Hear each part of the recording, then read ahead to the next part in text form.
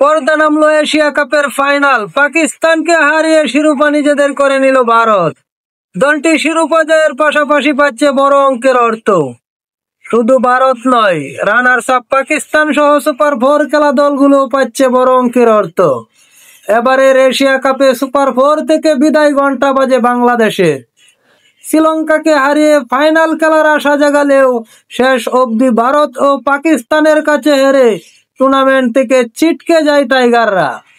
কৌতূহলের বশে অনেক সমর্থকের মনে প্রশ্ন, সুপার 4 খেলা বাংলাদেশ এশিয়া কাপ থেকে কত টাকা পাবে? Asian Cricket Council ACC prize money বিষয়ে আনুষ্ঠানিক কোনো ঘোষণা দেয়নি। তবে আয়োজক কমিটি সূত্রে বরাত দিয়ে ভারতীয় গণমাধ্যম জানিয়েছে, দ্বিতীয় স্থানে থাকা বাংলাদেশ পাচ্ছে প্রায় 60 লক্ষ টাকা, আর চতুর্থ হওয়া শ্রীলঙ্কার ঝুলিতে যাবে প্রায় 40 লাখ টাকা। এশিয়া কাপের চ্যাম্পিয়ন দল ভারত $3 লাখ পাবে, বাংলাদেশি মুদ্রা যা 3,64,00,000 টাকা।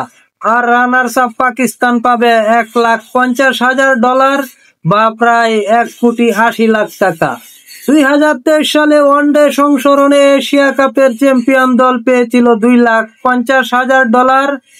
তারও আগে 2022 সালে চ্যাম্পিয়ন দলের জন্য প্রাইজ মানি ছিল $2,00,000। সেই তুলনায় এবার এশিয়া কাপের প্রাইজ মানির অঙ্কটা কিছুটা বেড়েছে। টুর্নামেন্টের গুরুতর ও বাণিজ্যিক মূল্য যেহেতু দিনকে দিন বাড়ছে, এতে করে সেইটিও স্পষ্ট হয়েছে।